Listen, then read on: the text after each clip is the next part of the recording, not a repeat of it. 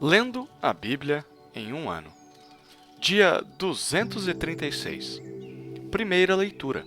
Jó, capítulo 12, versículo 1, ao capítulo 15, versículo 35. Então, Jó respondeu: Na verdade, vocês são o povo, e com vocês morrerá a sabedoria. Mas eu também tenho entendimento. Em nada sou inferior a vocês. Quem não sabe coisas como essas? Eu sou motivo de riso para os meus amigos. Eu que invocava a Deus e ele me respondia. O justo e o reto são motivo de riso. No pensamento de quem está seguro, há desprezo pela desgraça, um empurrão para aquele cujos pés vacilam. Os opressores têm paz em suas tendas e os que provocam a Deus estão seguros. O Deus deles é a sua própria força. Mas pergunte agora aos animais, e cada um deles o ensinará. Pergunte às aves do céu, e elas lhe contarão. Ou fale com a terra, e ela o instruirá. Até os peixes do mar lhe contarão. De todos estes, quem não sabe que a mão do Senhor fez isto? Na sua mão está a vida de todos os seres vivos e o espírito de todo o gênero humano. Por acaso o ouvido não avalia as palavras, assim como o paladar prova as comidas? Está a sabedoria com os idosos? Será que a longevidade traz o entendimento? Com Deus estão a sabedoria e a força. Ele tem conselho e entendimento. O que ele derruba não pode ser reconstruído. Se ele lança alguém na prisão, ninguém a pode abrir. Se ele retém as águas, elas secam. Se ele as solta, elas devastam a terra. Com ele estão a força e a sabedoria. A ele pertencem o enganado e o enganador. Ele leva os conselheiros embora descalços e faz os juízes de tolos. Solta os laços que prendem os reis e amarra uma corda aos seus lombos. Ele leva os sacerdotes embora descalços e transtorna os poderosos. Deixa os conselheiros sem palavras e tira o entendimento dos anciãos. Lança desprezo sobre os príncipes e afrouxa o cinto dos fortes. Das trevas revela coisas profundas e traz à luz a densa escuridão. Deus engrandece as nações e depois as destrói. Dispersa-as e de novo as congrega. Tira o entendimento dos chefes do povo da terra e os faz vaguear pelos desertos sem caminhos. Nas trevas andam tateando sem terem luz. Ele os faz cambalear como bêbados. Eis que os meus olhos viram tudo isso, e os meus ouvidos o ouviram e entenderam. O que vocês sabem, eu também sei. Em nada sou inferior a vocês. Mas falarei ao Todo-Poderoso e quero defender-me diante de Deus. Vocês, porém, cobrem a verdade com mentiras. Todos vocês são médicos que não valem nada. Quem dera vocês ficassem completamente calados. Vocês poderiam passar por sábios. Ouçam agora a minha defesa e prestem atenção aos argumentos dos meus lábios. Será que vão dizer perversidades em favor de Deus? Vão dizer mentiras a favor dele? Serão parciais por ele? Argumentarão a favor de Deus? Por acaso seria bom se ele os examinasse? Ou vocês zombariam dele, como zombam das pessoas? Ele certamente os repreenderá, se em oculto forem parciais. A grandeza dele não os amedrontaria? E o terror dele não cairia sobre vocês? As máximas de vocês são provérbios de cinza. As defesas de vocês são muralhas de barro. Calem-se diante de mim e eu falarei. Que venha sobre mim o que vier. Tomarei a minha carne nos meus dentes e porei a minha vida nas minhas mãos. Eis que ele me matará, já não tenho esperança. Mesmo assim defenderei a minha conduta diante dele. Também isto será a minha salvação, o fato de um ímpio não comparecer diante dele. Ouçam com atenção as minhas palavras e escutem a minha exposição. Tenho já bem encaminhada a minha causa e estou certo de que serei justificado. Quem há que possa entrar em litígio comigo? Se houver, eu fico calado e morro. Concede-me somente duas coisas, ó Deus, e assim não me esconderei de ti. Tira a tua mão de cima de mim e não me amedronte o teu terror. Interpela-me e eu responderei, ou deixa-me falar e tu responderás. Quantas culpas e pecados tenho eu? mostra-me a minha transgressão e o meu pecado. Por que escondeste o teu rosto e me consideras teu inimigo? Queres aterrorizar uma folha levada pelo vento e perseguirás a palha seca? Pois decretas contra mim coisas amargas e me atribuis as culpas da minha mocidade. Também prendes os meus pés com correntes, observas todos os meus caminhos e traça limites à planta dos meus pés, apesar de eu ser como uma coisa podre que se consome e como a roupa que é comida pela traça.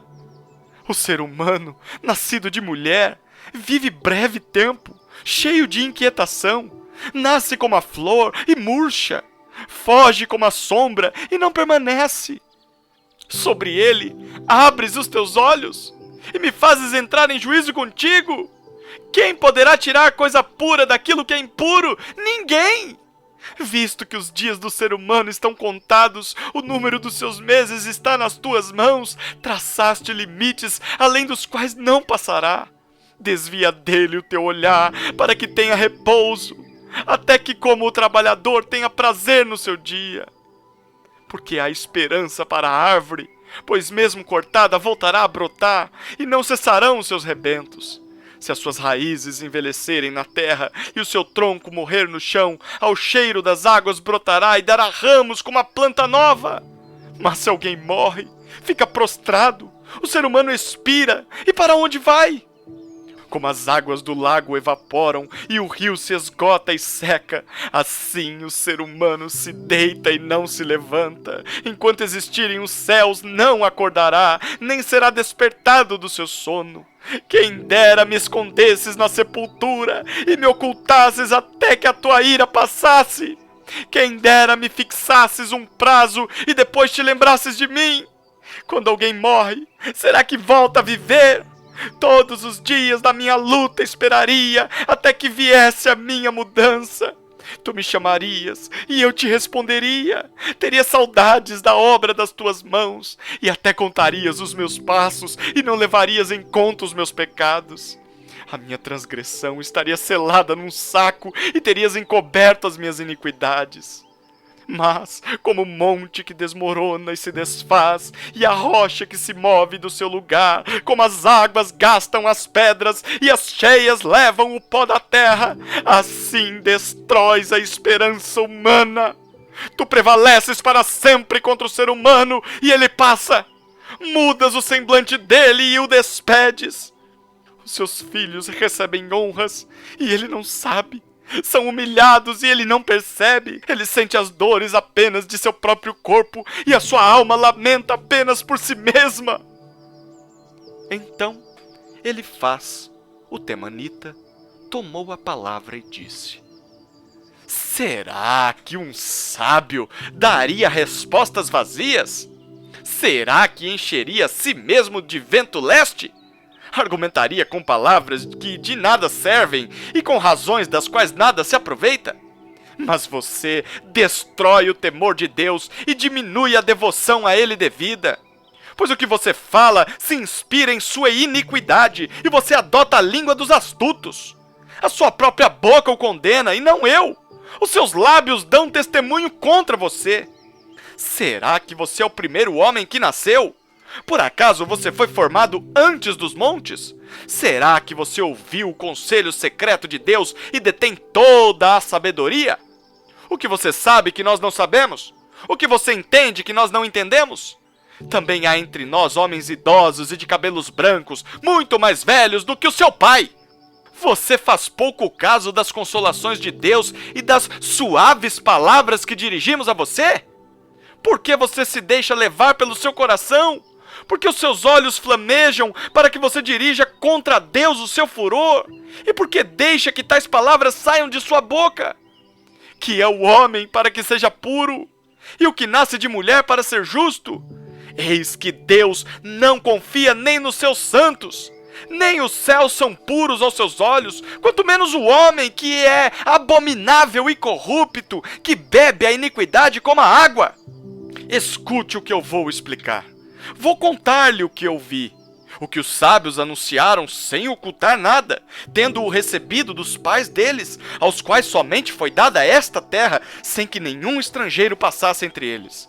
O ímpio é atormentado todos os dias, no curto número de anos que se reservam para o opressor.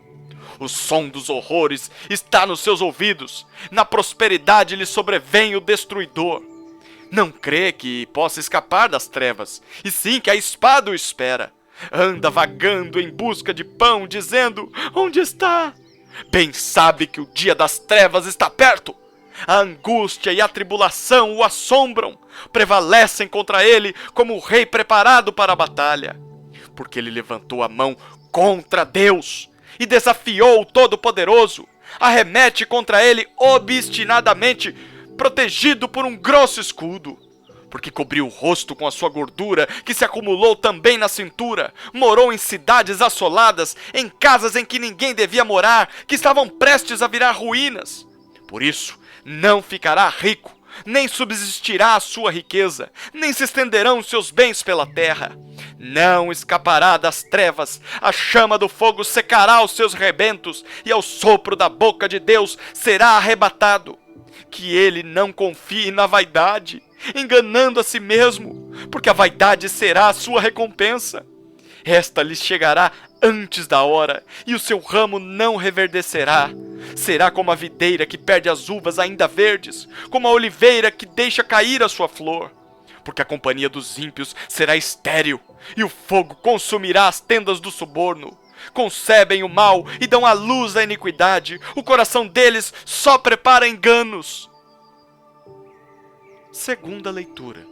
1 aos Coríntios, capítulo 15, versículos 29 a 58. De outra maneira, que farão os que se batizam por causa dos mortos? Se de fato os mortos não ressuscitam, por que se batizam por causa deles? E por que também nós nos expomos a perigos a toda hora? Dia após dia morro! Eu afirmo isso, irmãos, pelo orgulho que tenho de vocês em Cristo Jesus nosso Senhor. Se, como homem, lutei em Éfeso contra feras, qual foi o meu proveito? Se os mortos não ressuscitam, comamos e bebamos, porque amanhã morreremos. Não se enganem. As más companhias corrompem os bons costumes. Voltem à sobriedade como convém e não pequem, porque alguns ainda não têm conhecimento de Deus. Digo isto para vergonha de vocês. Mas alguém dirá: como é que os mortos ressuscitam? E com que corpo virão? Insensato! O que você semeia não nasce se primeiro não morrer. E quando semeia, você não semeia o corpo que há de ser, mas o simples grão, como de trigo ou de qualquer outra semente. Mas Deus lhe dá corpo como Ele quer dar, e a cada uma das sementes dá o seu corpo apropriado. Nem toda carne é a mesma, porém, uma é a carne dos seres humanos, outra dos animais, outra das aves e outra dos peixes. Também há corpos celestiais e corpos terrestres, e sem dúvida, uma é a glória dos celestiais e outra dos terrestres. Uma é a glória do sol, outra a glória da lua, e outra das estrelas, porque até entre estrela e estrela há diferenças de glória. Pois assim também é a ressurreição dos mortos. Semeia-se o corpo na corrupção, ressuscita na incorrupção. Semeia-se em desonra, ressuscita em glória. Semeia-se em fraqueza, ressuscita em poder. Semeia-se corpo natural, ressuscita corpo espiritual. Se há corpo natural, há também corpo espiritual. Pois assim está escrito: o primeiro homem, Adão, se tornou um ser vivente. Mas o último Adão é espírito vivificante. O que vem primeiro não é o espiritual, e sim o natural. Depois vem o espiritual. O primeiro homem, formado do pó da terra, é terreno. O segundo homem é do céu. Como foi o homem terreno, assim também são os demais que são feitos do pó da terra. E como é o homem celestial, assim também são os celestiais. E assim como trouxemos a imagem do homem terreno, traremos também a imagem do homem celestial. Com isto, quero dizer, irmãos, que a carne e o sangue não podem herdar o reino de Deus, nem a corrupção herdar a incorrupção. Eis que vou lhes revelar um mistério. Nem todos dormiremos, mas todos seremos transformados num momento, num abrir e fechar de olhos, ao ressoar da última trombeta. A trombeta soará, os mortos ressuscitarão incorruptíveis, e nós seremos transformados. Porque é necessário que este corpo corruptível se revista de incorruptibilidade, e que o corpo mortal se revista da imortalidade. E quando este corpo corruptível se revestir de incorruptibilidade, e o que é mortal se revestir de imortalidade, então se cumprirá a palavra que está escrita: tragada foi a morte pela vitória. Onde está, ó morte, a sua vitória? Onde está, ó morte, o seu aguilhão? O aguilhão da morte é o pecado, e a força do pecado é a lei. Graças a Deus que nos dá a vitória por meio de nosso Senhor Jesus Cristo. Portanto, meus amados irmãos, sejam firmes, inabaláveis e sempre abundantes na obra do Senhor, sabendo que no Senhor o trabalho de vocês não é vão. Terceira leitura. Salmos, capítulo 39, versículos 1 a 13. Ao mestre de canto, Jedutum, Salmo de Davi. Eu disse comigo mesmo: guardarei os meus caminhos para não pecar com a língua, porém mordaça a minha boca enquanto os ímpios estiverem na minha presença. Emudeci em silêncio, calei a respeito do bem, e a minha dor se agravou. O coração me ardia no peito. Enquanto eu meditava, um fogo se acendeu dentro de mim. Então eu disse em voz alta: Senhor, dá-me a conhecer o meu fim e qual é a soma dos meus dias, para que eu reconheça a minha fragilidade. Deste aos meus dias o comprimento de alguns palmos. A tua presença, o prazo da minha vida é nada. Na verdade, todo ser humano, por mais firme que esteja, é pura vaidade. De fato, o ser humano passa como uma sombra. Em vão se inquieta, amontoa tesouros e não sabe quem ficará com eles. E eu, Senhor, que espero? Tu és a minha esperança. Livra-me de todas as minhas iniquidades. Não permitas que os insensatos zombem de mim. Emudeço, não abro os lábios, porque tu fizeste isso. Tira de sobre mim o teu flagelo, pelo golpe de tua mão estou perecendo. Quando castigas alguém com repreensões por causa do pecado, destróis nele como traça o que tem de precioso. De fato, o ser humano é pura vaidade. Ouve, Senhor, a minha oração. Escuta-me quando grito por socorro. Não fiques insensível às minhas lágrimas, porque sou forasteiro diante de ti, peregrino como todos os meus pais o foram. Desvia de mim o olhar, para que eu tome alento, antes que eu passe e deixe de existir. Quarta leitura. Provérbios, capítulo 21, versículos 30 e 31. Não há sabedoria, nem entendimento, nem mesmo conselho contra o Senhor. O cavalo é preparado para o dia da batalha, mas a vitória vem do Senhor.